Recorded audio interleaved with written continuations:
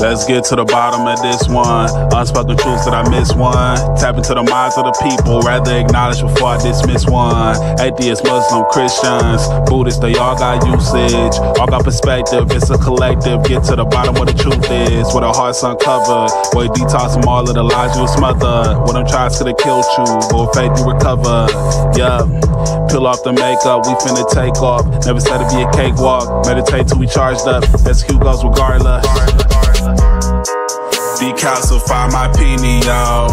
Breaking language barriers, we saw millennials. Planets passing age rotations, down me we owe. So down me we know. Sometimes we can be slow, that's why my ears open. Every drop you add could complete the ocean. Speak up, play your part too. Been vulnerable, it's so hard to reflect on all the juice like taught you. It's on you, tell the truth. Yeah, we about to have a good conversation. Yeah, let's go. We about to have a good conversation. Yeah, let's go. We about to have a good conversation. Yeah, let's go. Listen. Yeah, aim in the fits and you see in the mirror. Play with your focus and watch it get clear. Polish your crown, turn it up if you wear it. You live in the root, release what you're fearing. And watch it all rise, the righteous will hear it. They calling us twisted, I'm not even caring. Because it's unseen, the mind is too barren. They won't even heal it, they pass it to cheering. We over here healing, conversing and listening. Know that the truth isn't always appealing, but end it with healing and find your beginning. Frequency positive, what you receiving. Perception is up to you, what you believing. What you retrieving, mentally speaking. Like that they breathing, no words from a heathen. Don't know it all, but together undefeated. Conversation, rather want it, you need it. Come fill up your tank before it's depleted. Don't care if you calling on Allah, Jesus, Buddha or Christian, not being facetious. Come to the trial with the students and teachers. All got a voice, we the ears that'll listen. We the ears that'll listen. We the ears that'll listen. Conversation, rather want it, you need it. Come fill up your tank before it's depleted. Don't care if you calling on Allah, Jesus, Buddha or Christian, not being facetious. Come to the trial with the students and teachers. All got a voice, we the ears that'll listen. We the ears that'll listen. We the ears that'll listen, hey. Yeah. We about to have a good conversation. Yeah, let's go. We about to have a good conversation. Yeah, let's go. Praying for truth cause the world is so fickle. Keeping my mental how clean as a whistle. Attention's a trap that can lead you astray. Steering this ship through the storm and the haze. Real conversations are lost in the greed. Others get lost in the web that it weaves. Sift through the rhetoric, uncover schemes. Knowledge inherited, this is imperative. I got a lot on my mind and I'm sharing it. Apples to oranges, it ain't no comparisons. I'm the type that'll never break character. I'm the type to make memories and cherish them. Trust intuition and doubt of disparity. Pursuing the echoes of wisdom. Chasing that moment of clarity. Conversation rather one and you need it. Come fill up your tank before it's depleted. Don't care if you calling on Allah, Jesus, Buddha or Christian, not being facetious. Come to the track, we the students and teachers. All got a voice, who the ears that'll listen. We the ears that'll listen. We the ears that'll listen. Conversation rather one and you need it. Come fill up your tank before it's depleted. Don't care if you calling on Allah, Jesus, Buddha or Christian, not being facetious. Come to the track with the students and teachers. All got a voice, who the ears that'll listen. Who the ears that'll listen. We the ears that'll listen. It's on you, tell the truth.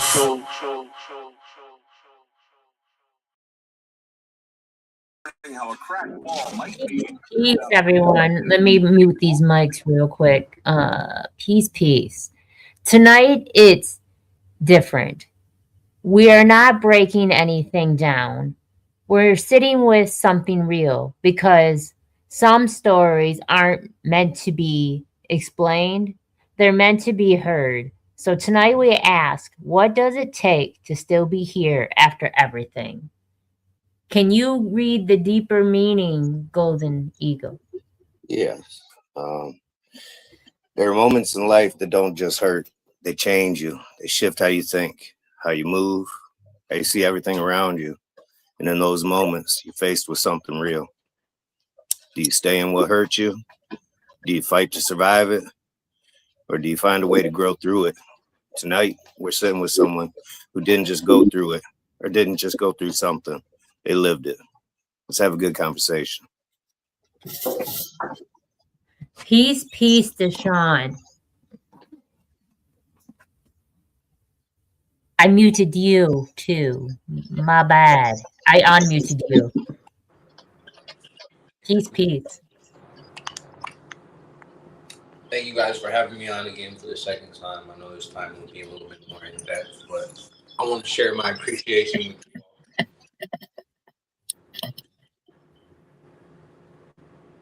all. All love, always and forever. So I don't know how much we went on to what really was going on with you. I mean, I know we did a little bit, but I don't think we really went deep. Yeah. So I'd like to hear like about your book. Like we never even mentioned your book. So what made you want to write a book? So I was kind of in the phase where things were a lot better for me. You know, I was beginning to walk again. I was starting to feel better. But at the same time, I kind of felt like there was something I was holding back from or not doing. And I just analyzed the situation and everything. And I figured out that it taught me a lot more than I realized. So then that's when I created the book. It honestly was kind of something that for once in my life I just did. I didn't think about it twice. I just said I was gonna do it. Sat down one day for like maybe 3 to 5 hours and I got it done. It was pretty inspiring to do, you know, but if anyone wants to do it themselves, it is not that hard. If you can sit down with yourself for a few hours, you know, brainstorm some ideas, then you know you can really bring a story to life. So can you take us back to the moment that everything changed for you? Yeah, so I guess I'll say the day everything changed. It was about 2004. I can't really recall which month it was because I was a little too young to know that. But I had three sisters with me, two older sisters and a younger sister. And we were all, you know, staying with our mom, but our mom worked a lot. So we stayed with her boyfriend at the time. And things just weren't the way they were supposed to, you know. Children weren't being handled like children. And it was a lot that our mom didn't know, but it was a lot that we didn't know necessarily was wrong because we're children, you know, we're very impressionable. So it just came to it one day where we heard a knock at the door, and our rule that our mom usually had was don't answer the door at all. Like I have a key, even if I don't get in, I'm gonna figure out a way to get in, so don't let nobody in. With that rule being set in place, something in my spirit told me that day to open the door. I'm usually the first one that doesn't want to get in trouble, but you know, I was a little more in my head that day. And I opened the door, and it was the police department. They kind of were already building a case because the neighbors were kind of reporting things and talking, but they kind of had everything they needed. They just needed access to us. I kind of felt like for a while that I was the reason that we kind of were in this crazy life now. But as I grew older, I understood that my younger sister was seconds, months, weeks, moments away from, you know, losing her life. She already lost her vision, so you know, she's had to live with that. But it was hard to go into the unknown. You know, it's kind of like you were in the forest forever, and a child just things you don't really understand. You know, you want to be a kid, but the foster life forces you to grow up in ways you don't really need to and understand that it's right for you. So I think I had to be more of a grown up at a young age, and it kind of took my joy and my youth away a little bit. But what it also did for me was I kind of have this preservation thought in mind for the youth that are coming up behind me, and that's where the book comes into play and the brand and other things. And it's just I made it, and I didn't have the help. You know, it could have been a lot worse for me, and I probably wouldn't have made it without the help. But just because I did it, I can't stop there. You know, I can't just let me being able to sleep comfortably and eat comfortably, you know, be my be all end all. So I took it a step further, and I really got down to some emotional points in my life, and just explain those to people. And a lot of times it's really hard to talk about things that really brought you, you know, pain, because I was a very happy kid, but when you're already kind of tapped in with the universe and you love nature, it's very hard to not see what and who's around you. So I kind of felt ostracized for a bit.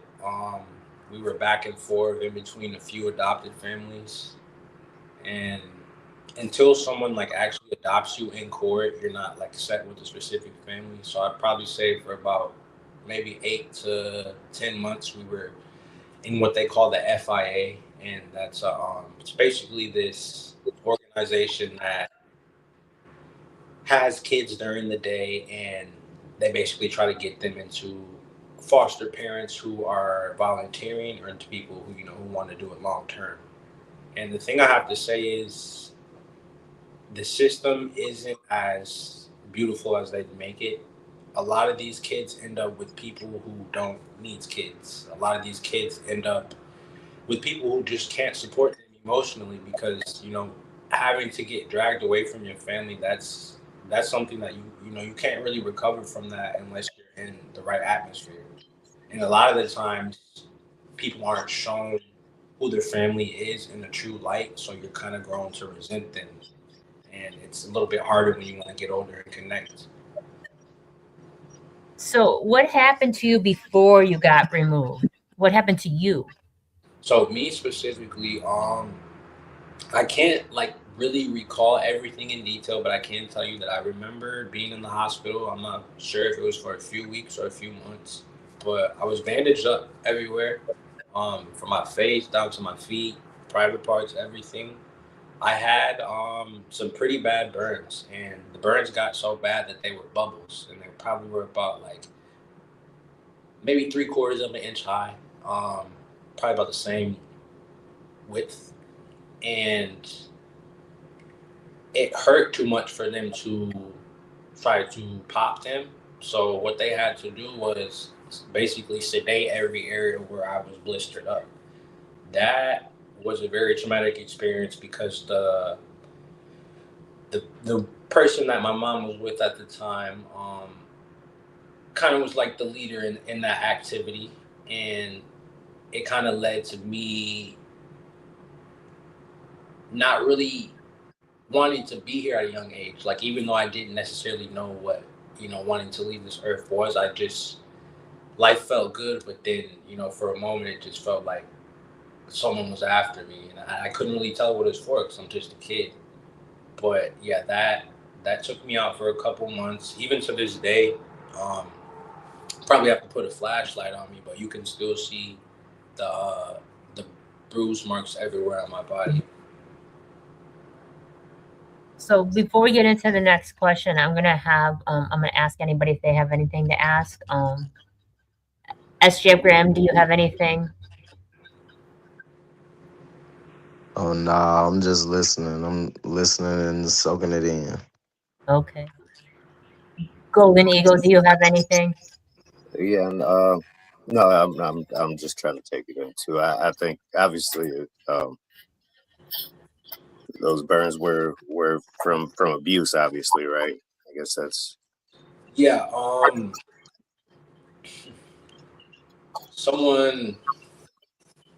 Someone told another child to hurt another child, and I was the child that ended up getting hurt in the situation.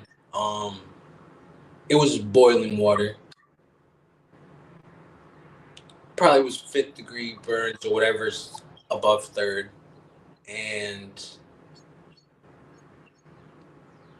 not in a good way, but it's made me be able to take like a lot of heat. Like I myself, when I'm in water, I notice I can stay in hot water that I shouldn't be able to. So it's kind of like there might be like a skin sensitivity that's not the same. So you can't remember much of that incident. Well, so I don't want to really put light on that incident because you were probably what, 3, 2, 3? You were young, right? Yeah, probably 2, 3, maybe 3.5.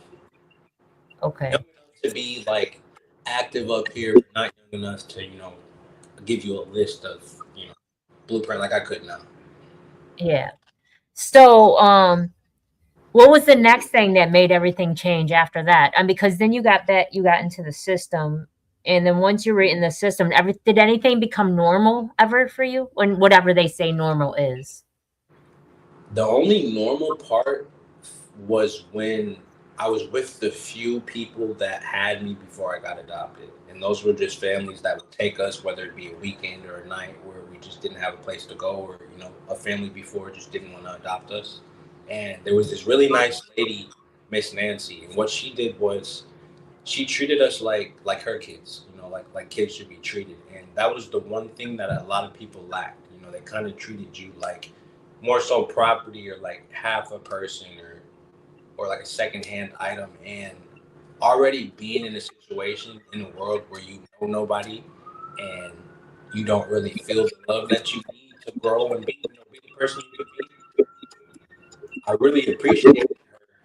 But on the other side of it, there's other people that you go to. There's another lady, and she wasn't very nice to us, and she didn't like for the public to know that she had us. We had to sleep in her attic, and didn't really get to play outside a lot. And it's just like for the little small mistakes we made as kids, she kind of set the tone to show us how much people cared about us in that situation. And not the people who do care, but the people who couldn't care less. She definitely set the tone for that. And it was, it's scary because you don't know if you're going to have to stay with that person until you get grown. I thought I was going to have to be with her forever, but I think after a while, they just ended up figuring out it wasn't a good fit for us.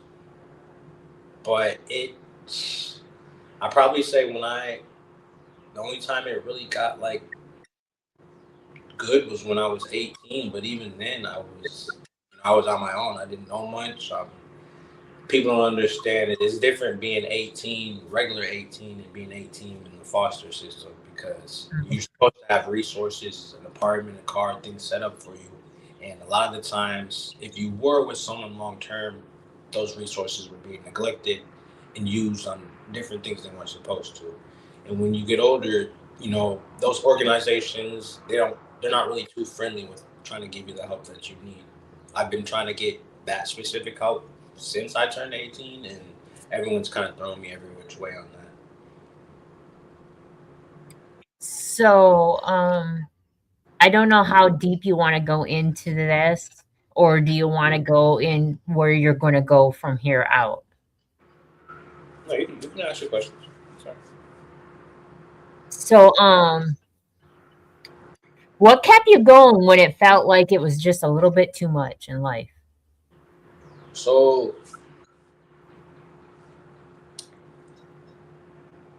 the relationship that most people build with God, I had at a young age.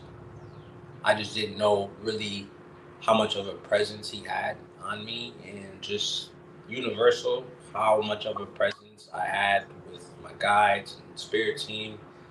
I just knew I love being in nature. But the one thing I never did was I never tried to hurt someone for how they made me feel, or just trying to get revenge, because it never sat right with me. Something internally, my nervous system couldn't process that. So a lot of the times I was ostracized for things that weren't my fault, and I was told to be quiet at a young age because I was very intelligent. Instead of getting in trouble for certain things, I could just explain, necessarily what I was doing, and it kind of would make an adult mad to hear me say it, such in a good way. And I used to smile a lot, and now I barely smile, if I'm gonna be honest. And that wasn't something that I taught myself. That wasn't something that I told myself I never wanted to do. My personality used to be out of this world. Not that it isn't now, but the things I'm kind of shy to do, I was not shy to do as a child. And I think people knew who I was going to be and what I was going to do, and I had no idea that they did. But with the way I was being treated, I should have correlated the two. It's just when you're a kid in that situation, you're only worried about surviving and really the future. That's what I dreamed about every day. That's what kept me alive, knowing that I'd be able to make it out of this person's house one day, and have my own family, and then treat my own kids the way they a kid should be treated. And I think what I didn't have was my biggest motivation to keep going. So what do people what do they not understand about what you went through? That I needed somebody to. I think the hardest part was even in my accident. People maybe showed up for a week, but I couldn't walk, couldn't take showers by myself. That was a lot for me to process, and I was doing really well in life, like well enough to where I was helping a lot of other people. So I think just understanding that even though I'm strong doesn't mean I always have to be or I'm always meant to be. I need someone to lean on as well. But I think the biggest thing is that how much of a help I was trying to be and could have been to people if they would have let me actually be myself.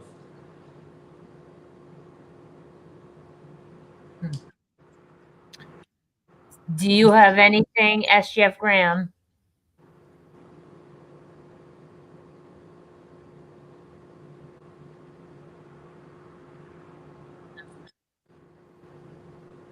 Golden Eagle, do you have anything?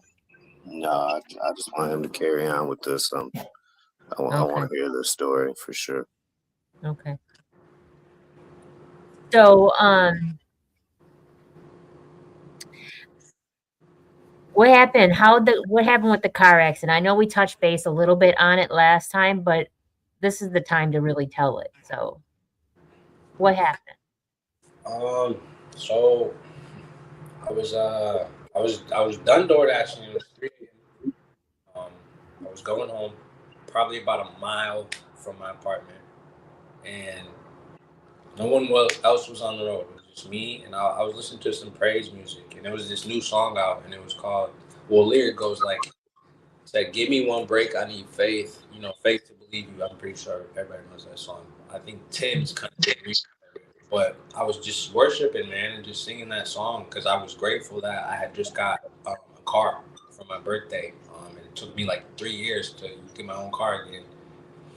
And I was making the money I needed to pay for it, to pay for bills, and I was just really grateful in the position I was in. And the next thing I know, I'm in the hospital.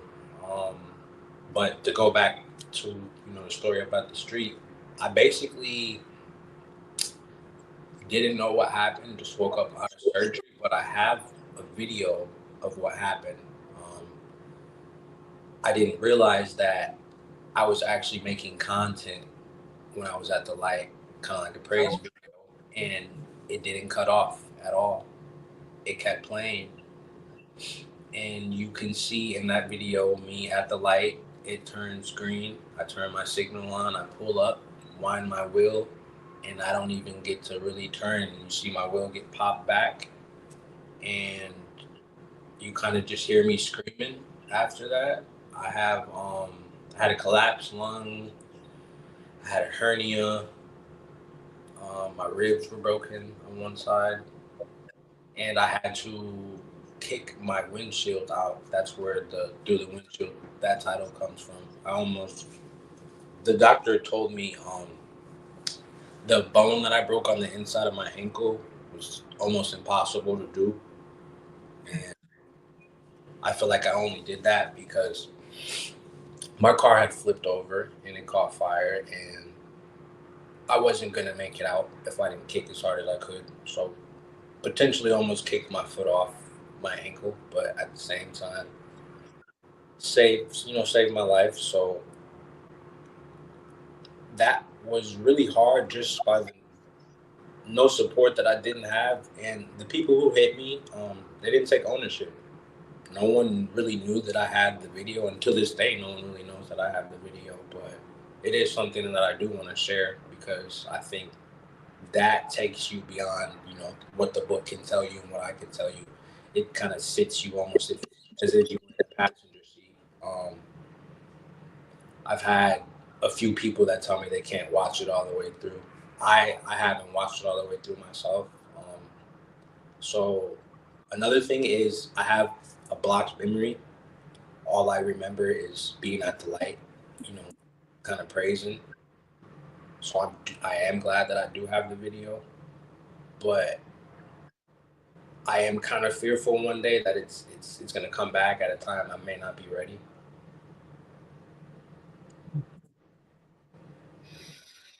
SGF Graham, do you have anything to add, to ask? I missed so much because I was walking in and out, taking my dogs out for the last time. I caught bits and pieces as it was connecting and disconnecting to the Wi-Fi. Okay. Golden Eagle, do you have anything to ask? No, really. I just want to keep hearing his testimony. Okay. So how did that experience change how you see life now? I said something, kind of a quote that I said early on when I was experiencing that, and that was kind of, people were kind of shitting on me, and it was because I literally couldn't do anything for myself. And I said, it's crazy how they treat you, as a man when you can't do anything but be yourself. And what I really learned, and the hardest part of that was, I was even willing to give people the little bit of scraps that I had coming in, just to help me, just to take care of me. But what people said about me when I couldn't even defend myself physically, it definitely shocked me to my core. But it made me understand that how real my support was that I couldn't see, and how real my testimony would be for someone else. Those people that I were talking about, that was my family. Not all of my family, but some close family that they kind of said some stuff that at that time could have made me want to not be here. And I had to work through it. I had to heal internally and on the outside. And some days I just wanted to break through a brick wall, but that was going to do me no good. So honestly, he taught me that none of this stuff mattered at the end of the day. It was about who I was when all I had was me. Who were you before and who are you now? Before, I was definitely more material. More material about things and more of a people pleaser. I definitely tried to make sure that everyone else was good before myself. And now I feel like I am more aware of my power and more in my power. I want to talk about what we're going to do. I want to talk about a small part of it, not all of it, because you're not supposed to give away your tools to everyone.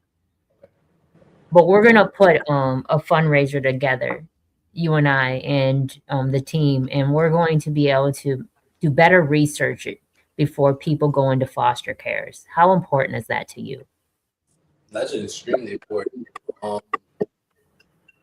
When I saw the rate of kids that are taking their own lives, that really messed me up, because there were many nights that I felt like that and there was nobody. And that's what a lot of them face. So yeah, that would mean everything to me. They take children from one situation that's not good for them, and they put them into another situation without really searching to make sure it's a good placement. I don't know if it's a lack of resources. I don't know if it's funding. I don't know what it is, or care. Just because someone said they'll take a child, they shouldn't be able to take a child.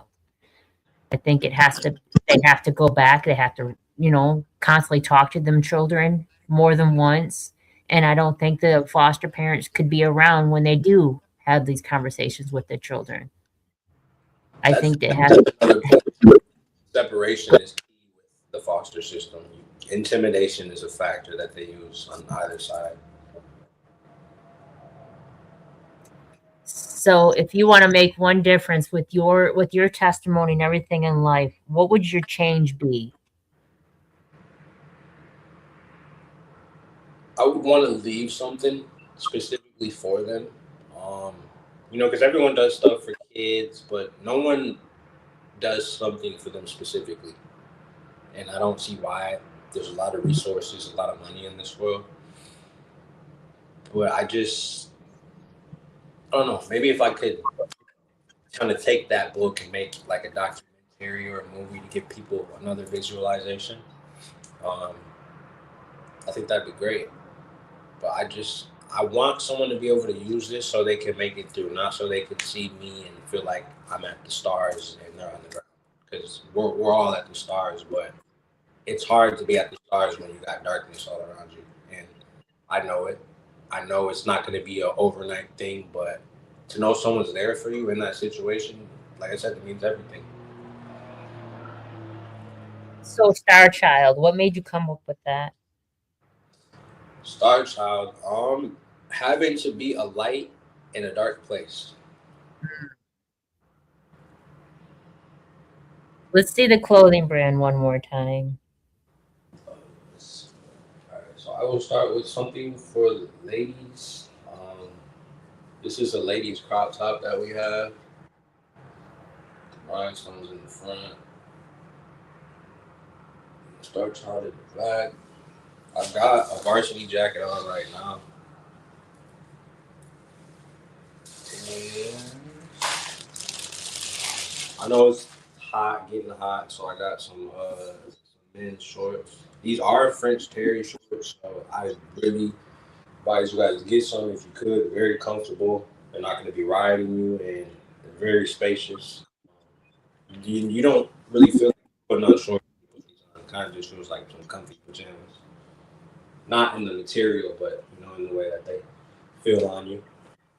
And then I have the shirt to that set right here. I'll show you the back first. Okay. And this is the front of the shirt.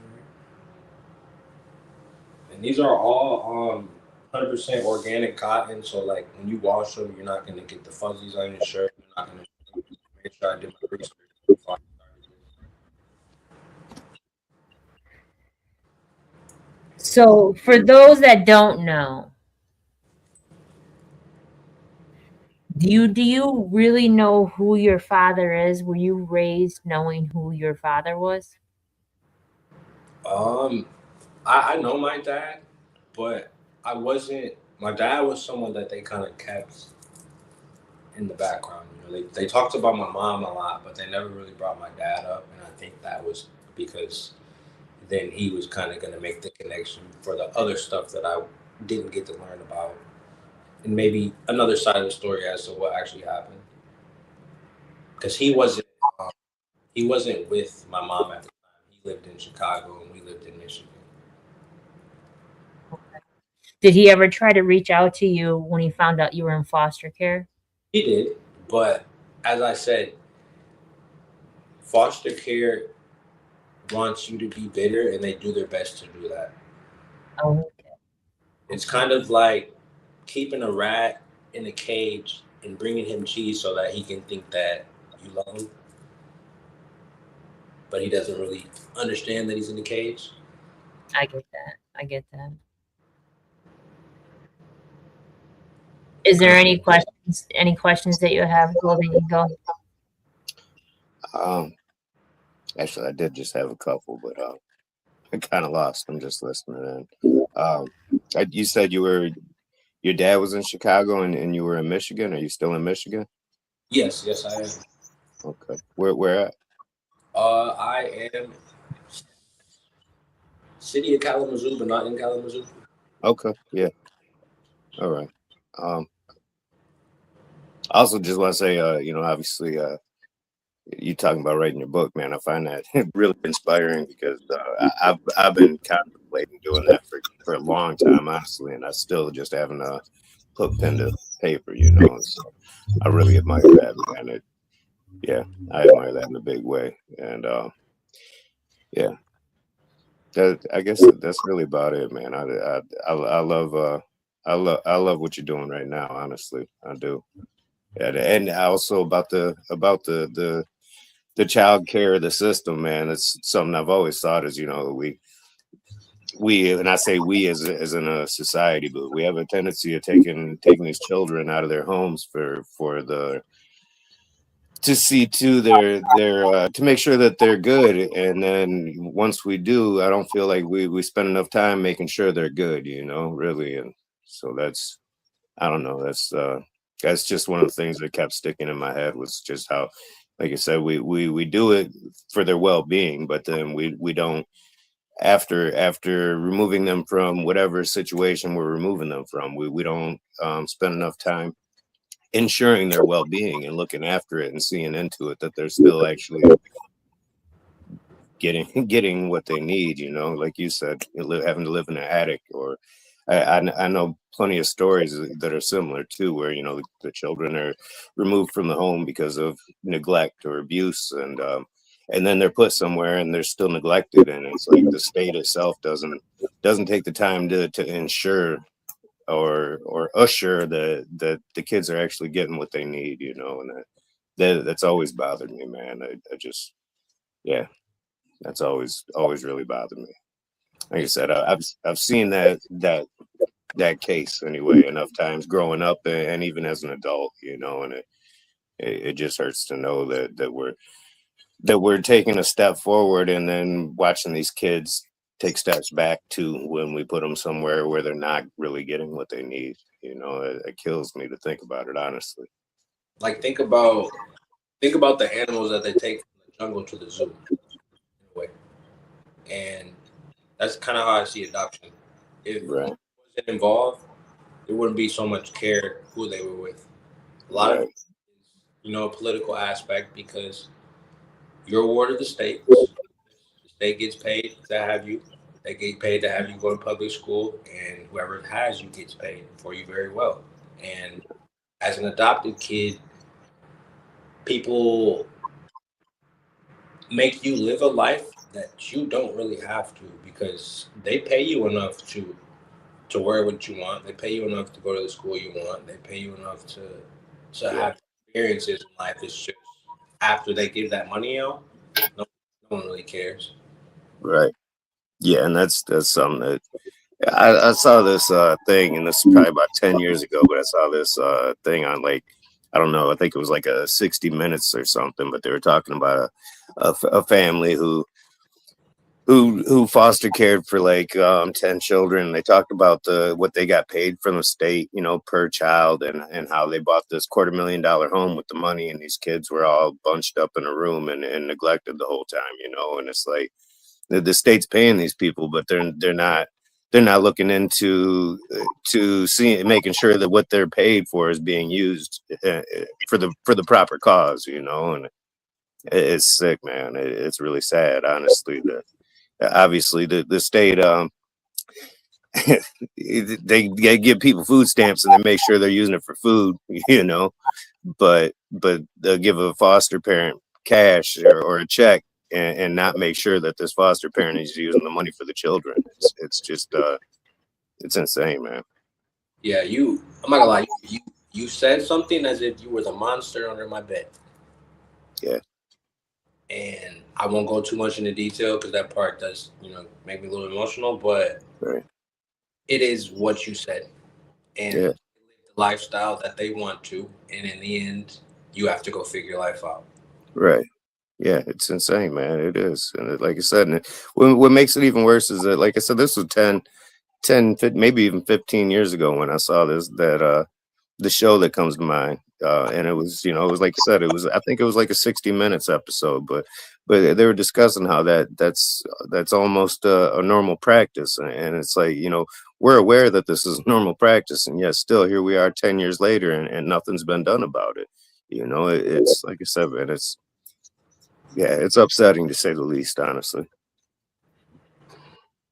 Because and I can't imagine how upsetting it is to someone who's lived that, like, really, I can't. No, go ahead, Deshaun. Like, one thing I want people to take out of adoption, take color completely out of adoption.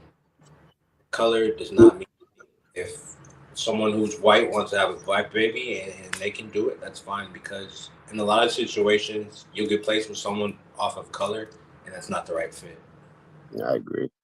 I don't think race plays in anything. I've seen some people be adopted by the other race, and they've grown up well with the support. Because not to say that they were all fine and dandy and they didn't use some things, but when you're in it for the kid's going to get every resource that they're supposed to. When you're in it for yourself, it's the other way around. So I was gonna ask, have you ever thought now, I mean, you're gonna have a baby here shortly in a couple months. Did you ever think about also becoming a foster parent? Honestly, yeah, I do thinking about I'm sorry. That's how my thoughts got scrambled when That's okay. it came to the point of every time I kind of thought about having a baby. That was the second thought. So it was like popcorn and butter. They were just one and one. One was there, and then the next one was there. So I definitely do think about that, but I would like to be in the position to where I don't necessarily need to use anything that they have for them, because I would want someone to see what it's like to grow up and have it put in the right places, accumulating for you so that you can have a life. Because when everyone's running your social security until you're 18 and you go out and try to get your own stuff, they're like, oh, you had a car when you were in 2012, and you're like, couldn't even get a license. So it's like certain things that just don't make sense. Like if you go to my credit report, you might see some things from 2008, but I was only 8 years old. I couldn't really sign anything. So there's just ways that people can use you and not really help you. Yeah. Huh. So, yeah, I had electricity in my name, and I think I was 4, 5. I don't know how, but yeah, I can receive that completely. See that. So, what about the school? What is this institution, that not institution, but this university? So actually with school, I'll kind of go back to high school for a second right before that, but I got kicked out of my adopted house probably about 3 months before. And this was simply just because I was tired of feeling like I was an adult. I had to do things that an adult was supposed to be doing, but they wanted to go out and have fun. So my opinion, respectfully, my opinion got me put out, and I accepted that. And that's kind of when things got rough. That's when I had to go back around some people who didn't really, necessarily have my best interest at heart. Things worked out, but at the end of the day, probably from 18 to 21, I just dealt with people who were cool with me until it got to the point where when people can't find a problem with you, they kind of take it to the next level. Like they'll still be friends with someone they actually had a problem with, but when people can't find a problem with you, they will kind of want to destroy you and defame your name in so many ways. So I was thinking about the university that you're going to create. Yeah. Oh, that. Sorry, I thought we were talking about like college. Okay. That's okay. So that's the kids' university, and that was kind of like, think about like college and campus, but more of a living base. So you would have professional teachers, you would have professional, physicians, professional psychiatrists, you would have trained security, because nothing to have with kids. Be a cafeteria. They'd also be able to live there with some parents if their parents wanted to go through a certain treatment program or something. If it was a domestic situation, the reason why they got so it's kind of just a place where kids can grow up safely with the right resources in the right life. So is it like a transition place before foster care, or is it a place that they can go so that the parents can probably try to keep the children so they don't go into foster care? Yeah, it could be both.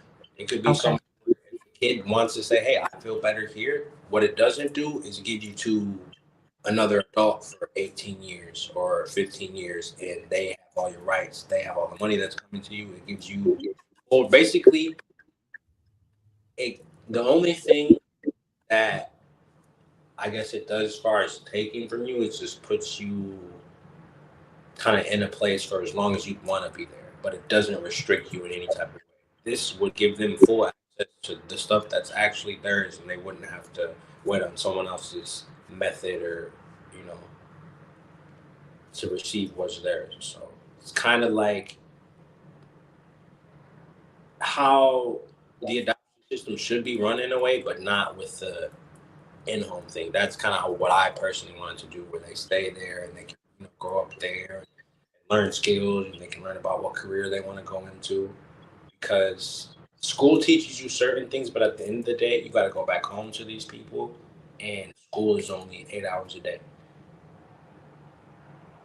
What happened when you come across something in a drawer that had your name on it and you were like 15, 16? Yeah, so I was a little turned up because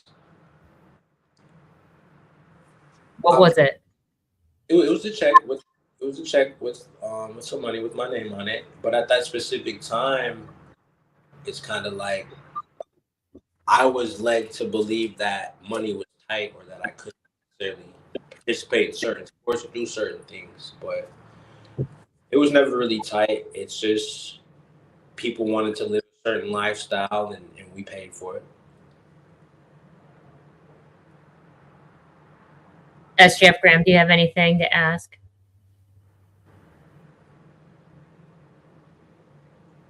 No, I ain't got nothing good to say about the system or nothing either. I'm just listening. Okay. Yeah. I feel it. I feel it. So what do you think though? Do you think that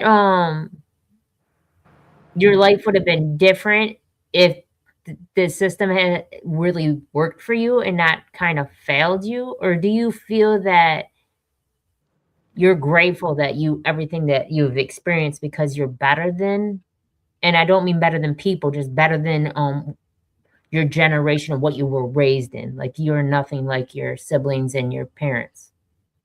I think it would have been different, but at the same time, I realized kind of how messed up life was going to be if I didn't make a pivot. Because, like, I was already in a bad situation, but now I'm kind of with who don't have the best characteristics. You know, there are some things that they are teaching me that are correct. I'm not saying that, but what I'm saying is for you to take ownership of someone else's child, you have to be ready for that, not just financially ready to spend the money and go buy the big house and make it seem like you're really doing what you're supposed to, but emotionally, you have to be able to speak love and light into that child. And if you can't really communicate, well, what's the point? Like everyone, basically, you're to sleep in a roof. 80% of adoption is emotional. The other 20% is moving around, but emotionally, that's something you have to be ready for. And a lot of the time, Say that again, what you said, because you went in and out. Say that again, the last part. yeah. So I said 80%, you know, of the adoption and the foster care process is emotional, because you have to be with people who aren't allowing you to feel what you're feeling. They might be mad at you. You miss your mom. Why would you miss your mom? She's the reason, and they don't understand it's your mom. Like, you don't understand the full context of the situation, but kind of messed up my perspective, because now that I'm a little older and I'm trying to build these bridges, big stuff, I don't really know the true version of these people, because you guys are trying to hide from me. This is probably a regret I have. My grandfather passed away, my dad's father, and I could have spoke to him, but what they taught me and the perception that they gave me of them, I didn't want to, because I felt like those specific people could have came and got me, but they didn't tell us that they weren't going to give everyone access to come get us. Only mom and dad were going to have access to come get you, you know. So it's like I did have a lot of families, even here and there, but when you learn that after everybody kind of counted their dollars and crossed their T's and dotted their I's, you were kind of already in for it. There wasn't much that I could really do. Once they figured out, okay, we can get paid this much, I'm going to give you this much, then, you know, everything's fine. But having adopted kids will take care of, man, will it take care of Take care of everything. Take care of your lifestyle, but if you get too big headed and you're not actually giving these kids the big home and they don't get to go everywhere in the big home and they got to be secluded, like Golden Eagle said, what is that? You know, we keep dogs in cages and in certain places, but as a child, I'd rather go back to that office and sleep, you know. So I don't necessarily have any regrets being in that state because it taught me a lot. It taught me a lot about who to not be around, and you know what to not listen to. As a parent, what do you think you're going to be like? I think I'm gonna be a fun parent, pretty cool. When it comes to just explaining things, I don't want people to feel like they're losing at life because they can't understand something or they're just not at a specific level as their peer or we just as a family we can't afford to do something that you're we're less fortunate. So I want my kids to know real experiences, but at the same time, I'm a real person, so I feel like sometimes I may in a different way and not at someone particularly, but protectively. You know, I'm gonna let you know what the world is and what's out here because I had to go through it, and I would be blind to send you somewhere. Even though you're with me, I can send you somewhere where you might be going to school with someone who really needs you to be a good friend, but you don't understand that they might need to borrow your clothes or they might need to eat the snack that you bring. It's not because they're trying to like take what you have anything. So basically, they would have to know how it feels to be less fortunate, not just in a way, not having what you want, but actually not having what you need. Your service is really crappy right now at the end of like, well, I'll hear what you say at the beginning, but then it dips off to the end where you can't hear it. I'm sorry. It's If you okay.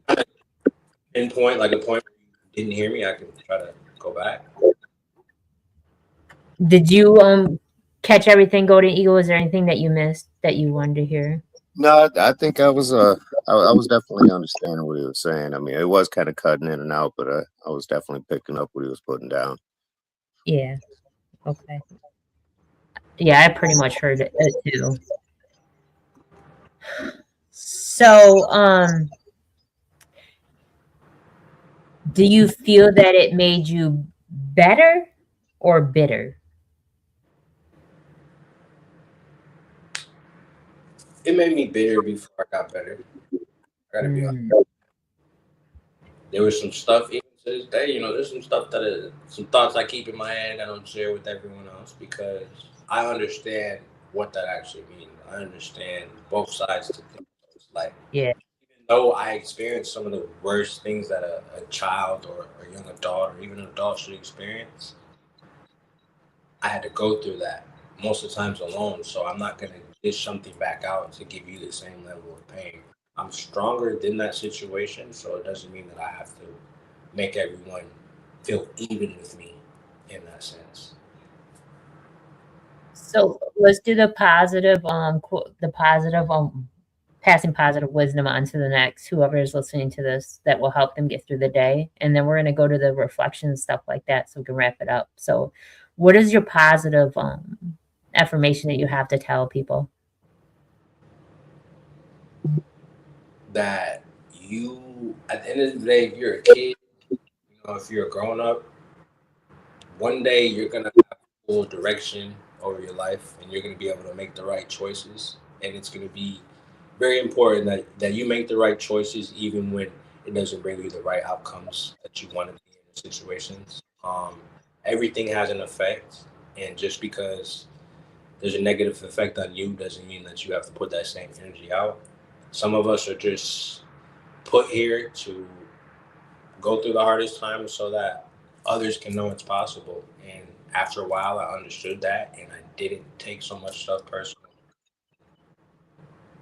I understand that, you know, I'd like to say I'm a pretty great person, but there are millions of pretty great people. And to just be selfish in a situation that's so widely happening in the world, it just didn't feel right with me. Mm. SGF Graham, what's your positive message?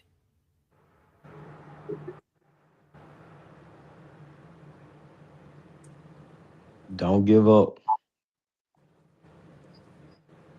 That was basically what I heard. He didn't give up. That's my positive of it. Don't give up. There you go. Golden Eagle, what's your positive message?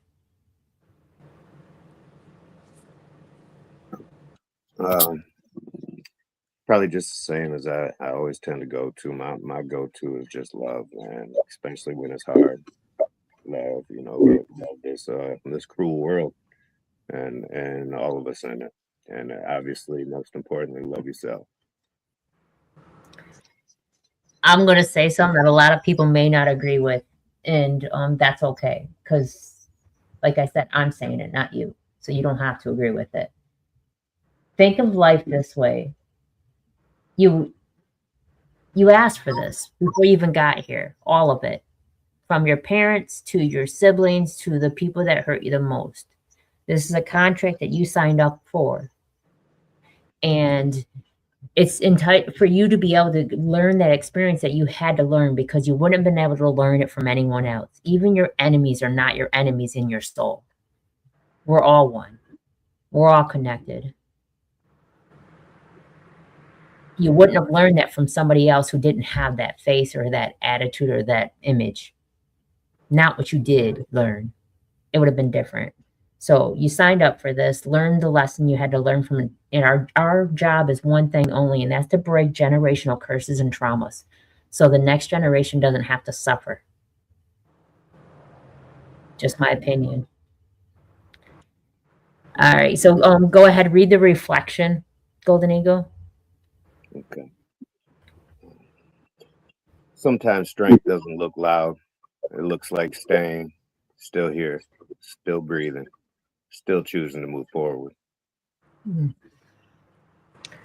So now here's where it continues, because when you hear a story like this, it makes you think differently, not just about someone went through something, although what they did, they walked away from, because there's a difference between getting out and actually being free. Some people they leave a situation yet still carry it with them. And some people find a way to release it. So Thursday, we're going to go deeper into a space, not just about survival, not just about making it out, although understanding the difference between freedom and an escape.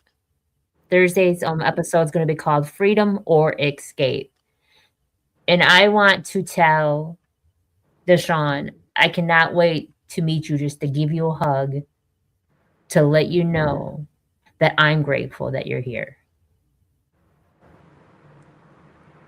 I think that, thank you for that, but that's all I really wanted, you know, at the time of the accident. And that's what people felt was those few words that you just said. Yeah, I'm glad you made it out and that you're still here. So we're the ears that will listen, and where your opinion matters. Don't just be different, become the difference. Until next time, thank you everyone for taking time out of your day to listen and to heal and to just love yourself and other people. May your night be full of positive energy and high vibrations, filled with peace and love. Ashe, everyone. Peace, peace.